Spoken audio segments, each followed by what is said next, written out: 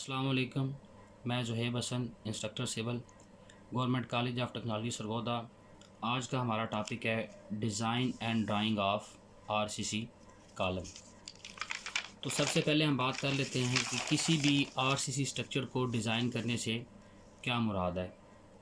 तो बेसिकली जो RCC structure का डिज़ाइन है ये हमें दो तरह की इंफॉर्मेशन प्रोवाइड करता है। नंबर वन है क्रॉस सेक्शनल डायमेंशंस और नंबर टू है रीइंफोर्समेंट डिटेल। आज हम आरसीसी कॉलम का डिज़ाइन सीखेंगे।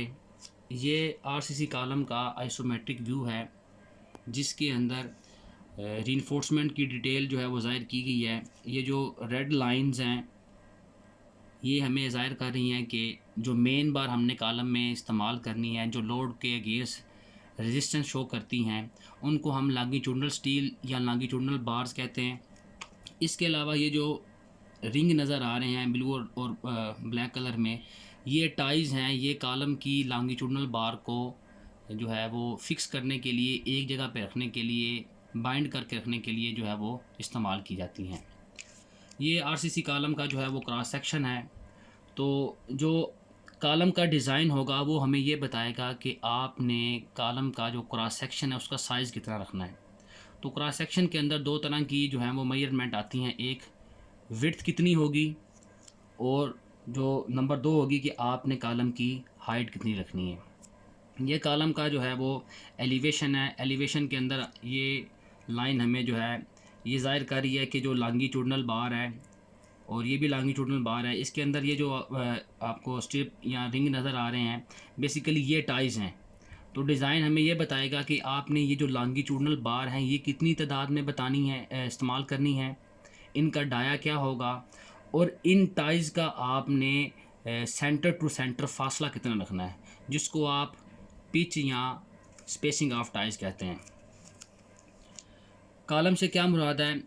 अ vertically compression member which transfer the self and upcoming weight to the underneath foundation safely.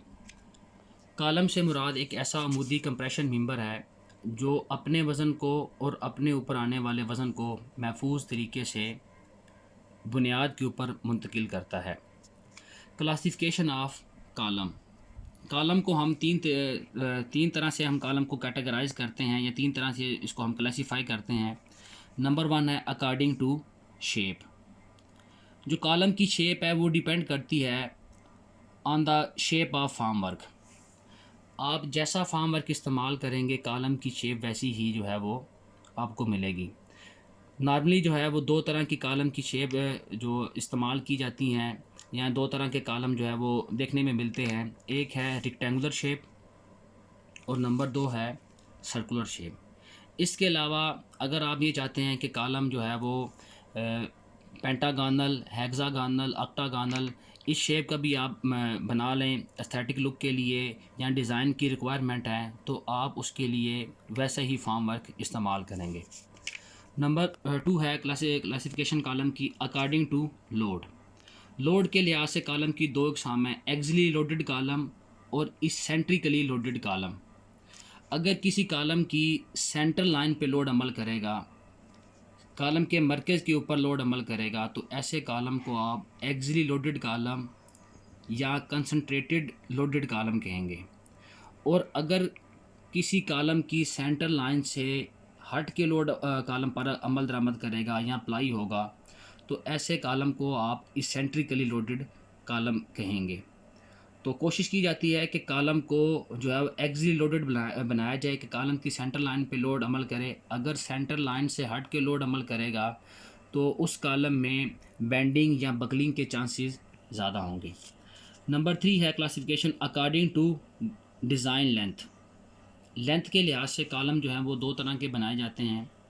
Number one है शॉर्ट कॉलम और number two है long column. तो शॉर्ट कॉलम कहते हैं ऐसा कॉलम जिसकी इफ़ेक्टिव लेंथ और लीस्ट लेटरल डायमेंशन।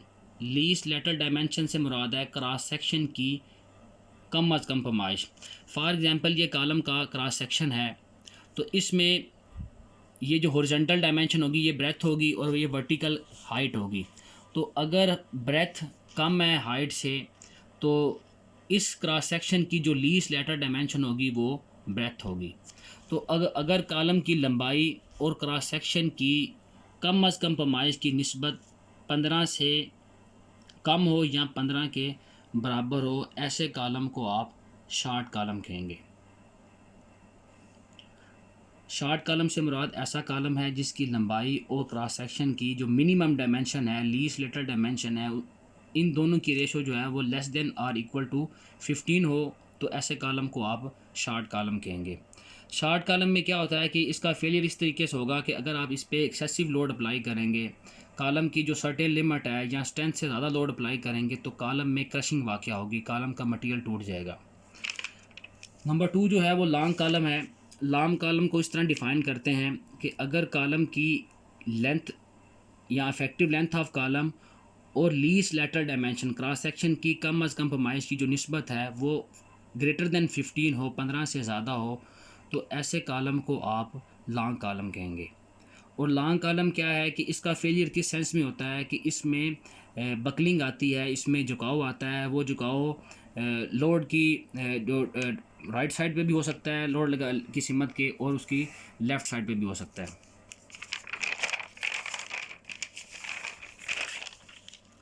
आगे है कि अगर आप आरसीसी कॉलम को डिज़ाइन करना चाहते हैं तो आप किस तरह कॉलम को डिज़ाइन करेंगे, तो ये मैंने इनको कॉलम के डिज़ाइन करने का तरीका जो है वो सिंपल करके लिखा है कि आप इस तरीके से आरसीसी कॉलम को डिज़ाइन कर सकते हैं। तो नंबर 1 होगा कि आप चेक करेंगे, check for the type of column. सबसे पहले आप ये देखेंगे कि जो कॉलम आपको गिवन किया गया है, जो क्वेश्चन आपसे पूछा गया है, तो आप ये चेक करेंगे कि ये शॉर्ट कॉलम है या लॉन्ग कॉलम है।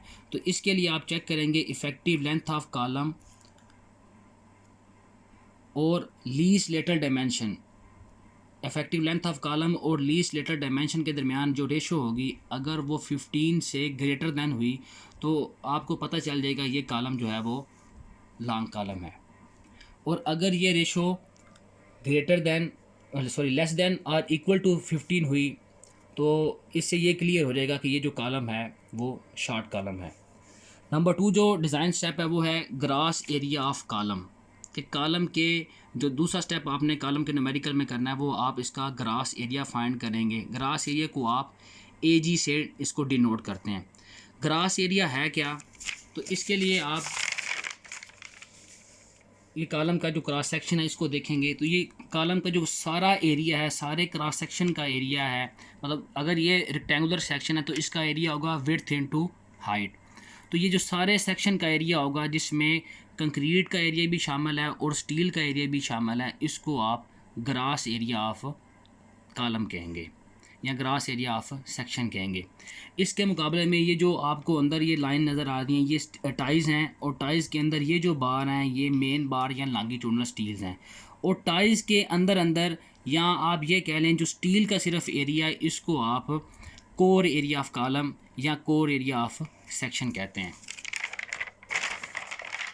सिस्टम जो है ACI कोड के अंदर अमेरिकन कंक्रीट इंस्टीट्यूट का जो तरीका है उसमें अगर आपने आरसीसी कॉलम को डिज़ाइन करना है तो इसके लिए ग्रास एरिया जो निकालने का फार्मूला क्या होगा कि अगर आपने कॉलम के अंदर टाइज इस्तेमाल करनी है, अगर आपने कॉलम के अंदर टाइज इस्तेमाल करनी है, टाइज से मुराद है कि अगर आपने कॉलम में रिंग डालने हैं तो उसका ग्रास एरिया का फार्मूला क्या होगा, PU plus 2MUX plus 2MUY over 0.43 FC prime plus 0.008 FY।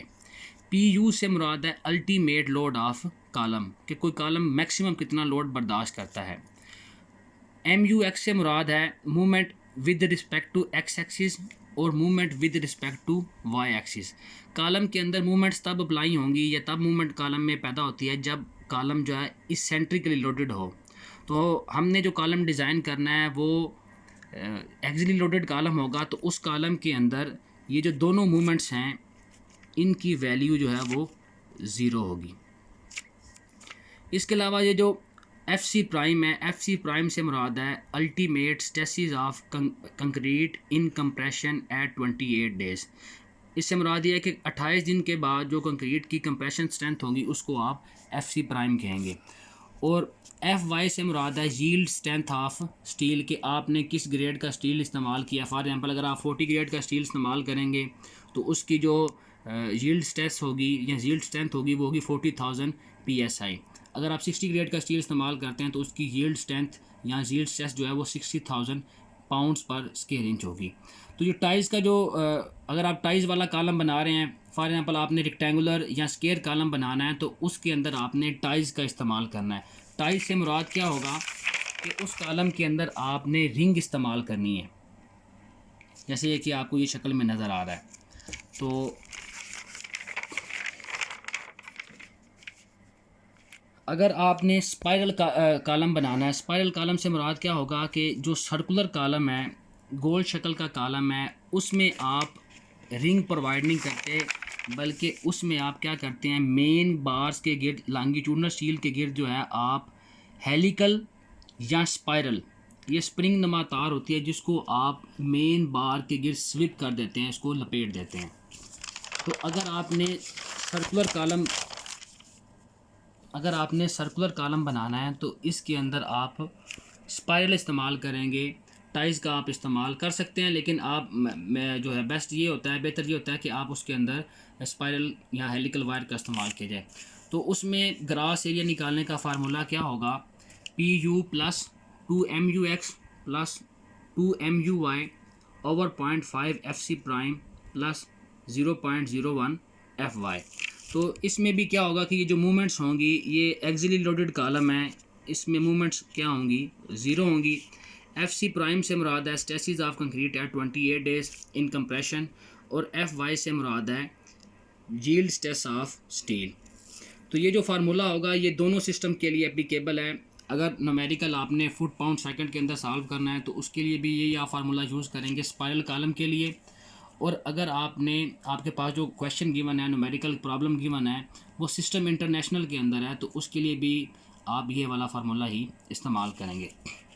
Number 3 है ultimate critical crippling load calculation. Ultimate critical या क्रिपलिंग लोड से मुराद मैक्सिमम लोड है जो कॉलम फेल होने से पहले बर्दाश्त करता है। तो इसका फार्मूला क्या होगा कि दो तरह की कंडीशन हमारे पास होंगी, या कॉलम जो है वो रेक्टेंगुलर स्क्वायर होगा या कॉलम सर्कुलर होगा।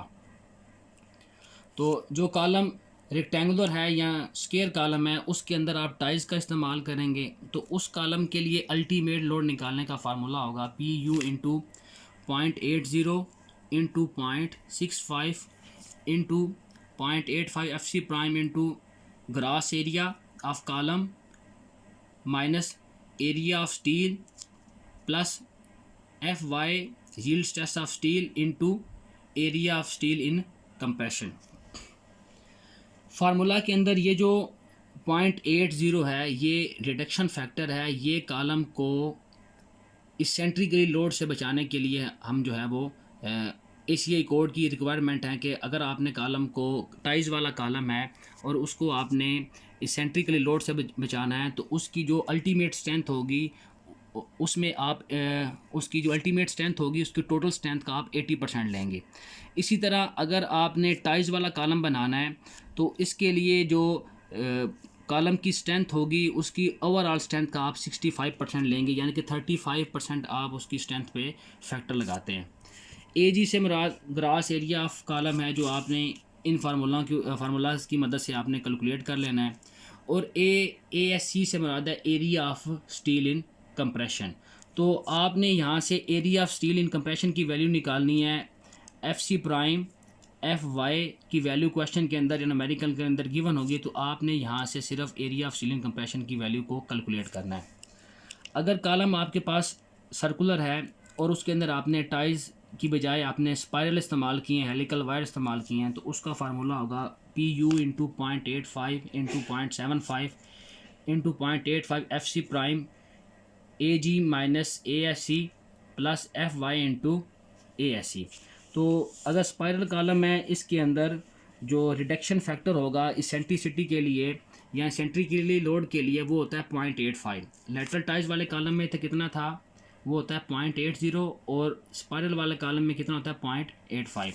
और इसी तरह जो स्पाइरल वाला कॉलम होगा उसके अंदर ओवरऑल जो स्ट्रेंथ की आप वैल्यू लेते हैं वो टोटल स्ट्रेंथ का आप 75% लेते हैं, यानी कि उसकी डिज़ाइन स्ट्रेंथ होगी वो टोटल स्ट्रेंथ का आप 75% ही यूज़ करेंगे। नेक्स्ट ये है कि स्पेसिंग ऑफ टाइज, जो डिज़ाइन हमें दूसरी चीज़ बताता है कि जो टाइज या स्पाइरल आपने इस्तेमाल करनी है, इन स्पाइरल का सेंटर टू सेंटर फासला कितना होगा। तो इसमें 4 क्राइटेरिया हैं। इन चारों क्राइटेरियाज़ की मदद से आप क्या करते हैं, टाइज की स्पेसिंग निकालते हैं। नंबर 1 है कि टाइज की स्पेसिंग बराबर हो सकती है 16 time of dia of main bar, कि जितना मेन बार का डाया आपने रखा है उस मेन बार के डाय का आप 16 गुना जो है वो स्पेसिंग ऑफ टाइज या स्पाइरल की आप रख सकते हैं। नंबर 2 क्या होगा, 48 टाइम डायमीटर ऑफ टाइज, कि जो टाइज आपने रिंग के तौर पे इस्तेमाल की हैं उन टाइज के डाय का 48 गुना आप स्पेसिंग ऑफ टाइज रख सकते हैं। नंबर 3 क्या होगा, अगर FPS सिस्टम है तो उसमें स्पेसिंग ऑफ टाइज 12 इंच हो सकती है, और अगर MKS है या SI सिस्टम है तो उसके अंदर स्पेसिंग ऑफ जो टाइज होगी 30 सेंटीमीटर तक आप रख सकते हैं। और लास्ट पे है लीस्ट लेटरल डायमेंशन, कि क्रॉस सेक्शन की जो कम से कम पैमाइश है उसके बराबर भी आप स्पेसिंग ऑफ टाइज या स्पाइरल रख सकते हैं। इन चारों में से हम किस वैल्यू को सिलेक्ट करेंगे, चारों में से जो वैल्यू लीस्ट होगी, जो वैल्यू सबसे कम होगी, इन 4 पैरामीटर्स के मुताबिक जो सबसे कम वैल्यू आएगी स्पेसिंग की वो आपने यूटिलाइज कर लेनी है। इसके अलावा some important points for column design, कि कॉलम को डिज़ाइन करने के लिए कुछ मेन पॉइंट्स हैं या की पॉइंट्स हैं, और ये MCQs और शॉर्ट क्वेश्चन के लिहाज से ये बड़े इंपॉर्टेंट हैं कि आप कॉलम के अंदर जो मेन बार या लॉन्गिट्यूडनल बार इस्तेमाल करते हैं इनका डाया कितना रखेंगे। तो डायमीटर ऑफ लॉन्गिट्यूडनल बार जो या मेन बार 4 सूत्र से लेकर आप 2 इंच तक, 4/8 इंच से लेकर 2 इंच तक आप मेन बार का डाया रख सकते हैं। यानी कि 12 मिलीमीटर से लेकर, अगर आप इसको SI सिस्टम में लेके आएंगे तो 12 मिलीमीटर से लेकर 50 मिलीमीटर तक आप मेन बार या लॉन्गिट्यूडनल बार का डाया रख सकते हैं। इसके अलावा कि डायमीटर ऑफ टाइज जो रिंग आपने इस्तेमाल करनी है इसका डाया कितना होगा, 5 मिलीमीटर से लेकर यानी कि 5 मिलीमीटर आप SI सिस्टम में यूज़ करेंगे या MKS सिस्टम में, और FPS सिस्टम में इसका डाया कितना होगा 2 सूत्र के बराबर आप रख सकते हैं। इसके अलावा कॉलम में आप कंक्रीट कवर कितना डालेंगे। कंक्रीट कवर से क्या मुराद है,